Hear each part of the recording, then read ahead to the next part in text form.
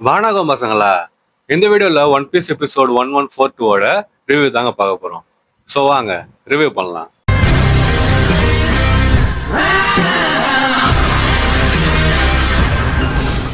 இந்த episode review start பண்ண முடியும். போன எபிசோட் ரிவ்யூ யாராவது பார்க்கலாம் போய் பார்த்துட்டு வந்துருங்க. லிங்க் வந்து டிஸ்கிரிப்ஷன்ல தரேன். அப்பதான் இந்த வீடியோ வந்து கரெக்டாகவும் கண்டினியூஸாகவும் வந்து புரியும். வெறும் அது மட்டும் இல்லை, அதெல்லாம் நிறைய எபிசோட் ரிவ்யூ நான் போட்டுக்கிறேன். அதெல்லாம் பிளேலிஸ்ட்லாம் சேவ் பண்ணி வச்சுக்கிறேன். ஸோ முடிஞ்சு அதையும் போய் செக் பண்ணி பாருங்க. இப்போ நம்ம மெயின் கதைக்கு போயிடுவோமா? எபிசோட் எங்கேருந்து ஆரம்பிக்குதுன்னா நம்ம கரிபு கிட்ட இருந்து ஆரம்பிக்குது. கரிபு வந்து பாத்தீங்கன்னா வானவர் கிட்டயும் கத்ரினா கிட்டயும் கெஞ்சினுக்கிறான்னு சொல்லிட்டு சொல்லலாம். தயவு செஞ்சு என்ன கூட்டின்னு போங்க, பிளாக் பீடை பார்க்க தான் நான் கடலுக்கே வந்தேன். எனக்கு தெரிஞ்ச விஷயம் அவருக்கு வந்து கன்ஃபார்மா ஹெல்ப்ஃபுல்லா இருக்கும். அவர்கிட்ட என்ன கூட்டின்னு போங்கன்றாங்க. அவன் ரெண்டு பேரும் வந்து பாத்தீங்கன்னா முழிக்கிறாங்க. அதுக்கடுத்து வானவர் என்ன பண்றான், துப்பாக்கி எடுத்து இவனை பார்த்து நீட்டுறான். ஏன்னு சொல்லிட்டு பாத்தீங்கன்னா இது வந்து ஒரு கவர்மெண்ட் ஐலாண்டு, நீ என்னதான் பைலட் இருந்தாலும் இங்க என்ன பண்றன்ற மாதிரி சொல்லிட்டு அவன் கேட்கறான்.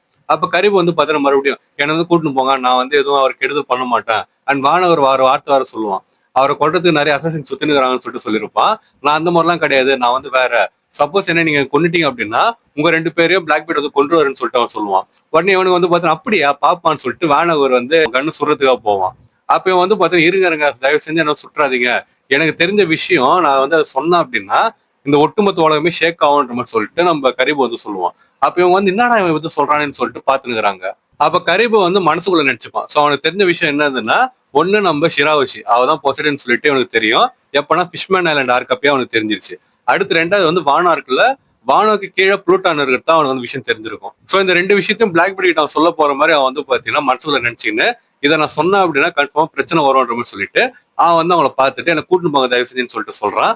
அவங்கள வந்து இவன் தனக்கு எந்திரானே, சரி கூட்டின்னு போய் பாப்பமான்ற மாதிரி சொல்லிட்டு அவங்க ரெண்டு பேரும் பாத்துறாங்க மாத்தி மாத்தி. அதோட வந்து பாத்தீங்கன்னா சீன் அங்க கட் ஆயிட்டு வேற ஒரு இடத்துக்கு வந்து போகுது. இதுக்கு அடுத்த சீன் எங்க போகுதுன்னா பசிபிஸ்டா கிட்ட எல்லாம் போகுது. பசிபிஸ்டா வந்து பாத்தீங்கன்னா கப்பலை வந்து அடிச்சு நொறுக்கின்னு இருக்குது. அப்ப கப்பல்ல இருந்தும் வந்து பாத்தீங்கன்னா பாம்லாம் வந்து இங்க போட்டுறாங்க. ஆனா பசிபிஸ்டா வந்து அந்த பபுள் ஷீல்டை வச்சு ப்ரொடெக்ட் பண்ணிக்குதுங்க. அண்ட் திருப்பி வந்து பாத்தீங்கன்னா தாக்கின்னு இருக்குது. இதுல பாதிக்கப்படுறது வந்து பாத்தீங்கன்னா முன்னாடி சொன்ன மாதிரி சாதா மரிட்ஸ் தான். ஆனா எதுக்கு சாவரனே தெரியாம செத்துனுங்கிறானுங்க. சோ பசிபிஸ்டா வந்து பாத்தீங்கன்னா ஒரு சைடு பிளாக் பண்ணி இன்னொரு சைடு வந்து பாத்தீங்கன்னா அட்டாக் பண்ணி கப்பல் எல்லாத்தையும் அடிச்சு நொறுக்குது. இப்ப சீன் எங்க போகுதுன்னா அங்க இருக்கிற வைஸ் அட்மிரல் கிட்ட எல்லாம் போகுது. அவங்க வந்து பாத்தீங்கன்னா தலைவலியா இருக்குது, ஏன் நம்ம பசிபிஸ்டா கிட்ட சண்டை போடுற மாதிரி அவனை வந்து பேசிட்டு இப்போதைக்கு கப்பலை வந்து பின்னாடி வந்து தள்ளிக்கோங்க, பசிபிஸ்டா ரேஞ்சில வந்து இருக்காதீங்கன்னு சொல்லிட்டு டாவர்மேன் வந்து சொல்றாரு. அதுக்கடுத்து பாத்தீங்கன்னா ஒரு அட்மிரலா காட்டுறாங்க, சாரி வைஸ் அட்மிரலா காட்டுறாங்க. அவங்க ஒன்னு சொல்லிருக்காங்க. சோ அவங்க முடிவுக்கு என்ன வராங்கன்னு சொல்லிட்டு பாத்தீங்கன்னா பசிபிஸ்டா நம்ம கண்ட்ரோலுக்கு வந்தாதான் நம்ம இதுல வந்து ஜெயிக்க முடியும், எக்கேட வந்து அழிக்க முடியும். சோ பசிபிஸ்டா நம்ம கண்ட்ரோலுக்கு வரணும் அப்படின்னா நம்ம பாணியை வந்து கொல்லணும்னு சொல்லிட்டு அவங்க சொல்றாங்க. சோ ஏன்னா பாணிக்கு தான் இப்ப கண்ட்ரோல் இருக்குது. பாணியை கொண்டுட்டோம் அப்படின்னா திருப்பி அத்தாரிட்டி படி ஃபைல்டர் கிட்ட போயிடும். அங்க வந்து பாத்தீங்கன்னா மெட்டுகள் பூச்சிருக்குது. சோ அவர் சொன்னா பசிபிஸ்டா வந்து கேட்டுக்கும். அதனால பாணியை கொல்லணுன்ற முடிவுக்கு வந்து வராங்க. அப்ப டாபர் வந்து அதை பண்ணலாம்னு சொல்லிட்டு சொல்றாரு. அப்படி சொன்ன உடனே அங்க பக்கத்துல அவங்க வந்து நார்த் ஈஸ்ட் கோஸ்ட் வழியா தப்பிச்சு போறாங்க. அங்க போய் அவங்கள வந்து தாக்குங்க, பாணியை கொல்லுங்கன்னு சொல்லிட்டு அவர் சொல்றாரு. அப்ப டோசான்னு சொல்லிட்டு ஒரு வயசு இருக்கிறாரு. அந்த வந்து பாத்தீங்கன்னா அந்த இடத்துல தான் இருப்பாரு. அப்ப அவர் வந்து என்ன பண்றாரு, நான் வந்து அங்கதான் இருக்கிறேன், என் கண்ணு முன்னாடி தான் அவங்க இருக்கிறாங்க, நான் வந்து இந்த மிஷனை கேரி பண்றேன்னு சொல்லிட்டு அவர் வந்து ஓடுறாரு. எதுக்குன்னா பாணியை கொல்றதுக்கு வந்து ஓடுறாரு. அவரை பார்த்துட்டு இவங்க ரெண்டு பேர் நம்ம பாணியா இருக்கட்டும், அப்புறம் பிராங்கி, அதுக்கடுத்து அட்லஸ், அப்புறம் குமா, இவங்க எல்லாம் வந்து பாத்தீங்கன்னா வேகமா பறந்து போறாங்க. அப்ப இவர் வந்து பாத்தீங்கன்னா வேகமா வந்துட்டே இருக்கிறாரு. அப்ப இந்த ஆள் ஒரு அட்டாக் மாதிரி யூஸ் பண்ணுவோம். அது என்ன அட்டாக்னா நம்ம கோகு காமே ஹாமேஹா யூஸ் பண்ணுவோம் பாத்தீங்களா, அதே மாதிரி போஸை வச்சுக்கின்னு எந்த பவரும் வராது, எனர்ஜி முறையில எதுவும் வராது. பட் அதுல வந்து பாத்தீங்கன்னா 10 ஃபிங்கர் பிஸ்டல் ஒரு அட்டாக் இருக்கும்ல, அதை வச்சு அவன் வந்து அட்டாக் பண்ண போவான். அப்படி அட்டாக் பண்ண போறப்ப இவன் வந்து பார்த்து சீனா இருந்தாங்க. மரத்துல வந்து பாத்தீங்கன்னா ஈஸியா உடச்சின்னு அதுன்னு சொல்லிட்டு மாசம் வந்தான். சரி ஒரு அட்டாக் லேண்ட் ஆயிடுமான்னு சொல்லிட்டு பாத்துருக்கிறப்ப கிட்டக்க போயிடும் பாணி அடிக்கிறது கூட. அப்ப தலையில சுத்தி வச்சு அடிச்ச மாதிரி அதுதான் ஆக்சுவலா நடக்குமே. தலையில சுத்தி வச்சு தான் அடிப்பாங்க. ஆனா சுத்தி வந்து பாத்தீங்கன்னா சின்ன சைஸ் சுத்தி இல்ல, ஜெயின் சைஸ் சுத்தி. யாரு வந்திருப்பான்னு சொல்லிட்டு பாத்தீங்கன்னா புரோகி வந்துட்டு இவன் தலையிலே வந்து போட்டிருப்பான். இவன் வந்து ஐயோயோன்னு சொல்லிட்டு கத்துவான். அதுக்கடுத்து இவங்க வந்து நிமிந்து பாக்குறாங்க. அவனுக்கு பிராங்கியா இருக்கட்டும், அப்புறம் பாணியா இருக்கட்டும், நிமிந்து பார்த்தா அவ்வளவு பெரிய ஜெயிண்ட் வந்து பாக்குறாங்க, எல்லாம் வந்து கத்துறாங்க. அதுக்கடுத்து இவங்க வந்து ஜெயின்ஸ் வந்து என்ன பண்றீங்கன்னு சொல்லிட்டு பிராங்கியா இருக்கட்டும், பாணியா எல்லாம் வந்து கேக்குறாங்க. அப்ப நம்ம புரோகி வந்து என்ன சொல்றாங்கன்னா, இங்க வரதுக்கு முன்னாடி வாண்டட் போஸ்ட் எல்லாம் நான் பாத்துட்டு வந்தேன், அதை புது மெம்பர்ஸ் யாருன்னு சொல்லிட்டு தெரிஞ்சுக்கிறதுக்காக வாண்டட் போஸ்ட் நான் பாத்துட்டு வந்தேன், ஆனா நீங்க யாருமே அந்த மாதிரி இல்லையேன்னு சொல்லிட்டு அவன் வந்து சொல்றான். ஆக்சுவலா பிராங்கி வந்து அங்க இருக்கிறான். ஆனா இந்த அதுல வாண்டட் போஸ்ட் இருக்கிற மாதிரி இல்லையேன்னு சொல்லிட்டு நம்ம புரோகி வந்து சொல்றான். அதுக்கடுத்து நான் ஸ்டார்க்காக வந்துக்கிறோம்னு சொல்லிட்டு டோரி வந்து சொல்றான். அப்ப பிராங்கி ஒண்ணு லூஃபி என்னோட கேப்டன் தான், அவன்கிட்ட என்ன உங்களுக்கு பிரச்சனை, சண்டை போட்டு வந்துடுறீங்களான்னு சொல்லிட்டு அவன் வந்து கேக்குறான். அப்ப புரோகி வந்து சண்டைலாம் இல்ல, அவனுக்கு என்கிட்ட வந்து நன்றி கடன் மட்டும் தான் அவன் மேல எங்களுக்கு இருக்குதுன்னு சொல்லிட்டு புரோகி வந்து சொல்றான். ஸோ ஆக்சுவலா இது வந்து நாங்க சொல்லியே அவன் என்னன்னு சொல்லிட்டு பாத்தீங்கன்னா பிராங்கியோட வாய்ஸ் ஆக்டர் வந்து மாத்திராங்க, நம்ம எல்லாருக்குமே தெரியும். அண்ட் புதுசா ஒருத்தர் வந்து இருந்தாரு. அண்ட் அவர் திருப்பி பண்ண ஆரம்பிச்சிரு பாத்தீங்கன்னா ஃபர்ஸ்ட்ல இருந்து. அந்த டைம்ல பேசின வார்த்தைகள்லாம் வந்து பாத்தீங்கன்னா பார்த்து நல்லா இருந்துச்சு. ஆக்சுவலா அந்த ஒரிஜினல் வாய்ஸ் வந்து மிஸ் பண்றதா இல்லைன்னு சொல்லிட்டு சொல்ல, பட் புது வாய்ஸ் ஆக்டர் வந்து பிடிச்சிச்சுன்னு சொல்லிட்டு சொல்லலாம். அதாவது ஓரளவு ஓகேன்ற மாதிரி தான் இருந்துச்சு.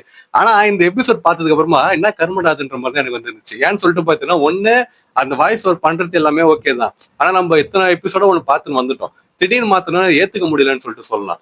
இது வரைக்கும் பிராங்கி வந்து பாத்தீங்கன்னா 1-2 வார்த்தை தான் பேசியிருந்தா, இதுலதான் அவனுக்கு டைலாக் வந்து நிறைய இருந்துச்சு. அந்த நிறைய டைலாக் வந்து அவன் பேசுறப்ப கேவலமா இருந்துச்சுன்னு சொல்லிட்டு சொல்லலாம். நம்மளால ஏத்துக்க முடியல. அதை வந்து டைம் எடுக்கும் தான், பட் எனக்கு வந்து பாத்தீங்கன்னா அப்படிதான் ஃபீல் ஆச்சு. உங்களுக்கு எப்படி தோணுச்சுன்னு சொல்லிட்டு கமெண்ட் பண்ணிட்டு போங்க.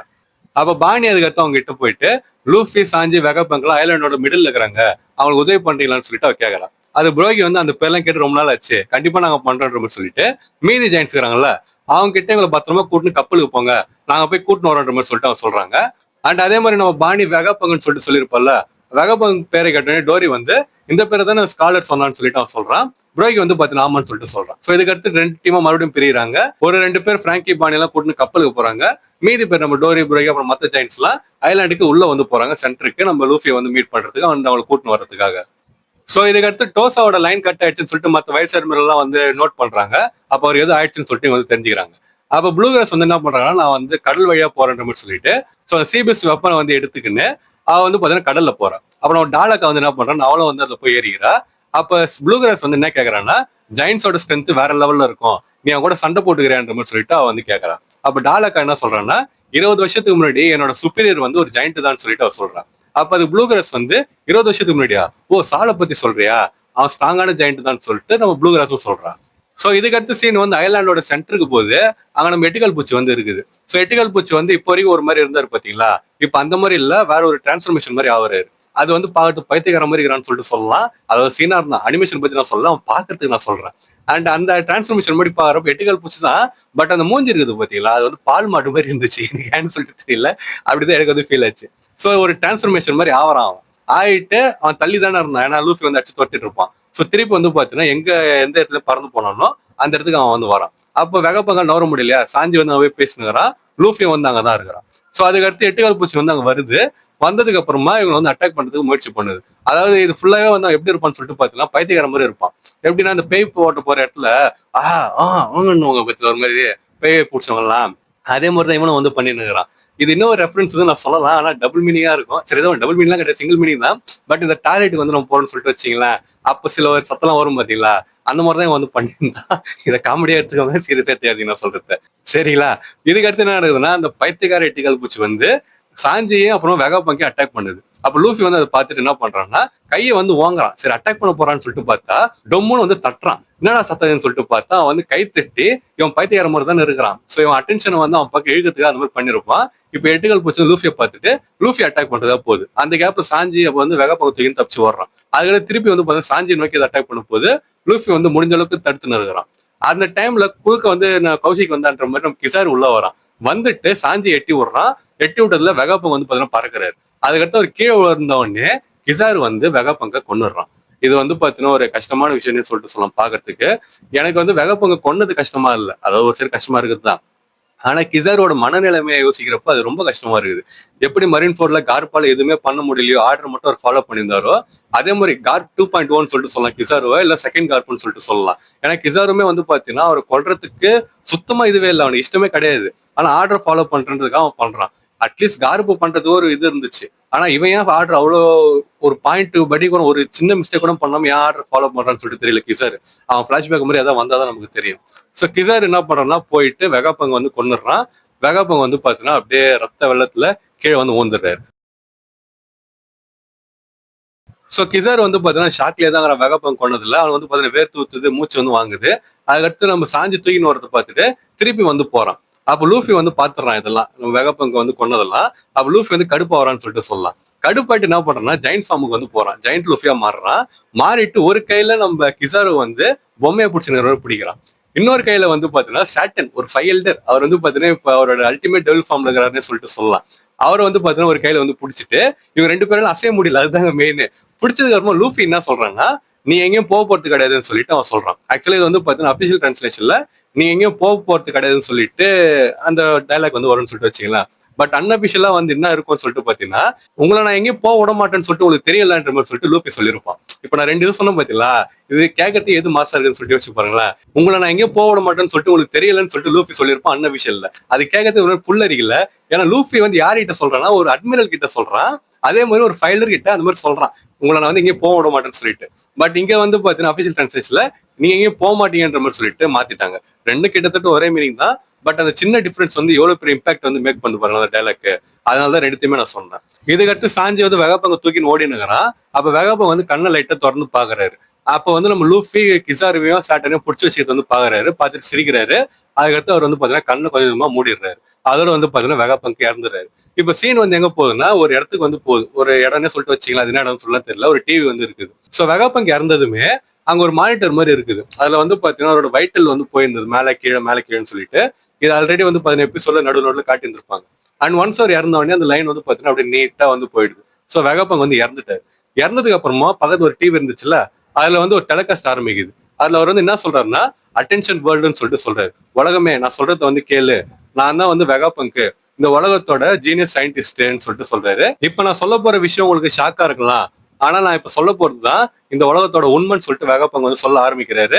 அதோட வந்து பாத்தீங்கன்னா எபிசோட முடிச்சிடறாங்க. சோ இதுக்கடுத்து ஒரு என்னென்ன விஷயம் சொல்ல போறாருன்னு சொல்லிட்டு நம்ம வெயிட் பண்ணி அடுத்த எபிசோட பாத்தீங்கன்னா அடுத்த எபிசோட் அடுத்த வாரம் வந்துடும்.